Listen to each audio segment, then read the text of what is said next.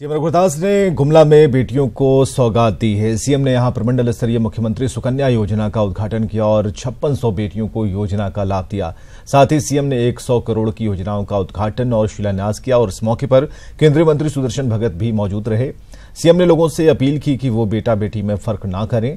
CM ने लोगों को बेटियों के विकास के लिए पूर्ण सहयोग का आश्वासन दिया और कहा कि सरकार बेटी की पढ़ाई को लेकर विदाई तक सरकार बेटियों के साथ है और लोगों को बेटियों की चिंता करने की जरूरत नहीं है। इस मौके पर उन्होंने विपक्ष पर निशाना साधा। और सुशील हमारे साथ फोन लाइन पर। सुशील, कई बातें आज मुख्यमंत्री रघुदास ने कही हैं। बेटियों की जो विकास की जो गारंटी है वो अब सरकार की होगी, उनके अभिभावकों की नहीं होगी, और इसके अलावा क्या कुछ बातें मुख्यमंत्री ने कही हैं? जी, मैं आपको स्पष्ट बता दूं, आज का कार्यक्रम काफी महत्वपूर्ण कार्यक्रम रहा।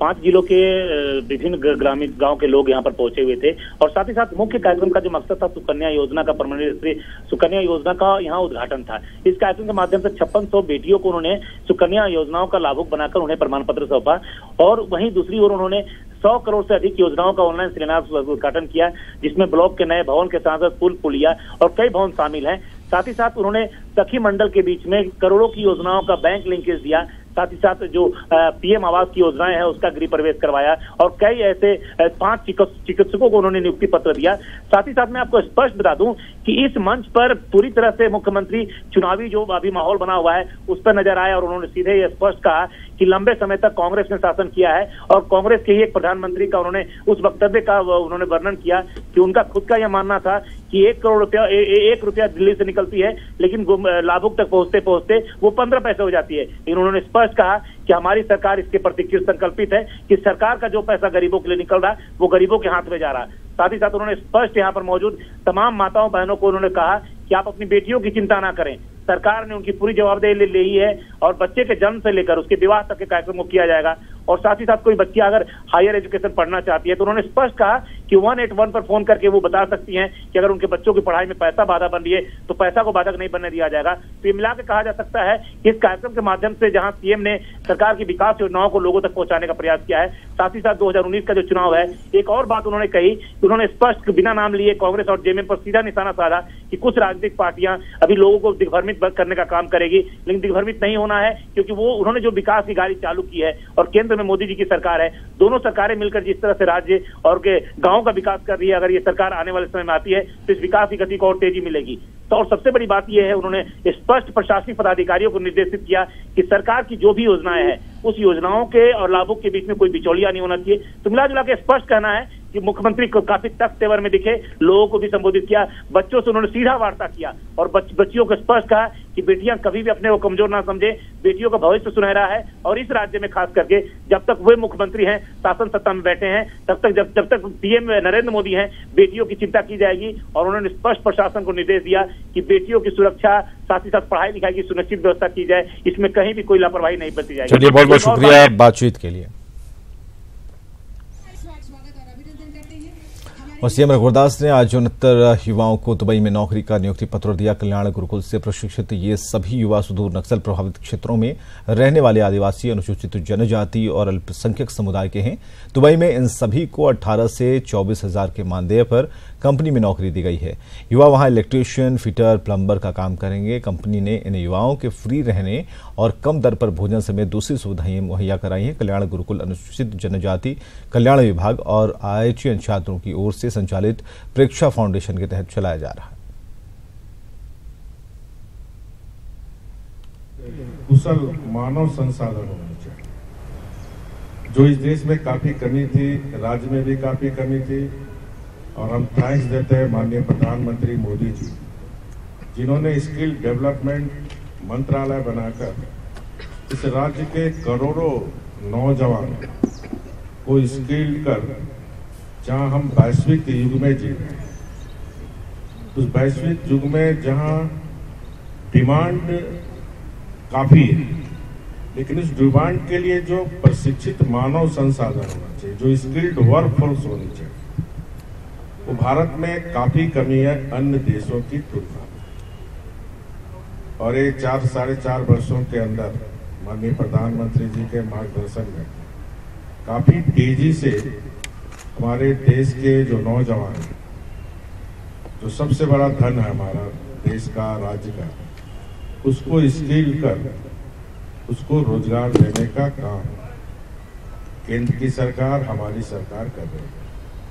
और उसी को ध्यान में रखकर आज राज्य सरकार द्वारा, कल्याण विभाग के द्वारा ये जो पहल हुई है, इसके लिए मैं कल्याण विभाग के सेक्रेटरी, पूरी टीम और गुरुकुल जैसी संस्था को बहुत बहुत धन्यवाद देना चाहता हूं।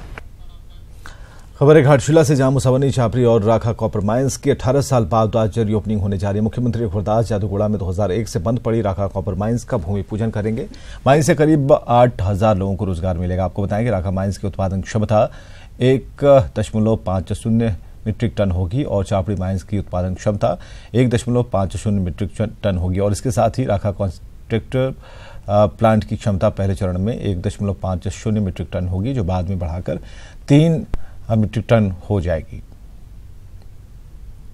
क्योंकि इस खदान के आरंभ होने मात्र से 8000 लोगों को प्रत्यक्ष रूप से रोजगार जो है वो उपलब्ध होगा और साथ ही साथ इसके इन एंड अराउंड जो है वो अप्रत्यक्ष रूप से भी रोजगार के सृजन होंगे। और ये पूरी की पूरी जो बस्तियां हैं, यहाँ पे जो युवा हैं, उनके सपने जो है वो साकार होने वाले हैं। और युवा लोग यही सोच रहे हैं कि बहुत 18 साल बाद इस माइंस का ओपनिंग हो रहा है, जो बंद पड़ा हुआ था।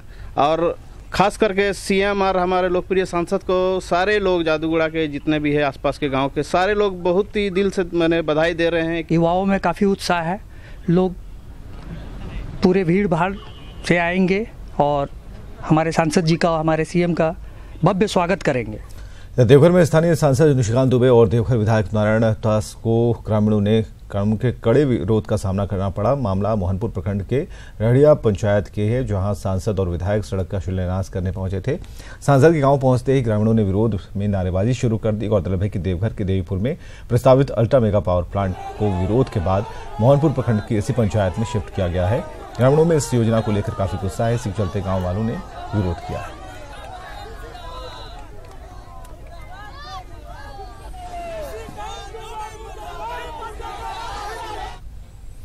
और कल्याण मंत्री लुइस मरांडी ने दुमका में फूलों और छानों की प्रतिमा का अनावरण किया। रिंग रोड स्थित श्री अमड़ा चौक पर प्रतिमा लगाई गई है। संताल विद्रोह के समय फूलों और जानों ने अंग्रेजों के खिलाफ अपने भाई सिदो कानो, चांद और भैरव के साथ मिलकर लड़ाई लड़ी थी। कल्याण मंत्री ने मीडिया से बात करते हुए जेएमएम पर निशाना साधा। संताल परगना को, दुमका को झारखंड मुक्ति मोर्चा का गढ़ कहा जाता है, लेकिन हम यह भी कहना चाहेंगे कि झारखंड मुक्ति मोर्चा जो सिर्फ और सिर्फ आदिवासियों की राजनीति करते रहा है, लेकिन आदिवासियों का राजनीति करते हुए भी उनका हित का उन्होंने कभी नहीं सोचा और ना ही जो संताल समाज से जो शहीद हुए हैं उन परिवार को सम्मान देने का उन्होंने ना ही काम किया। पश्चिम सिंहभूम के बुढ़ाहाट जंगल में बीती शाम नक्सलियों ने पुलिया निर्माण में लगे एक मजदूर की गोली मारकर हत्या कर दी और 5 वाहनों को आग के हवाले कर दिया। गोलीबारी में 2 मजदूर घायल हुए हैं, जिनका चक्रधरपुर रेफरल अस्पताल में इलाज चल रहा है। इस नक्सली वारदात में पूरे इलाके में दहशत का माहौल है और कई ग्रामीण रात को ही गांव छोड़कर भाग गए हैं। बताया जाता है कि हथियारों से लैस 6 मोटरसाइकिल पर सवार तकरीबन 1 दर्जन नकाबपोश नक्सलियों ने इस घटना को अंजाम दिया। घटना के बाद चक्रधरपुर टीएसपी सकलदेव राम, सीआरपीएफ और जिला पुलिस बल के साथ मौके पर पहुंचे। पुलिस ने पूरे इलाके में सर्च ऑपरेशन चलाया। बताया जा रहा है कि नक्सलियों ने लेवी के लिए पुलिया निर्माण साइट पर तांडव भी मचाया।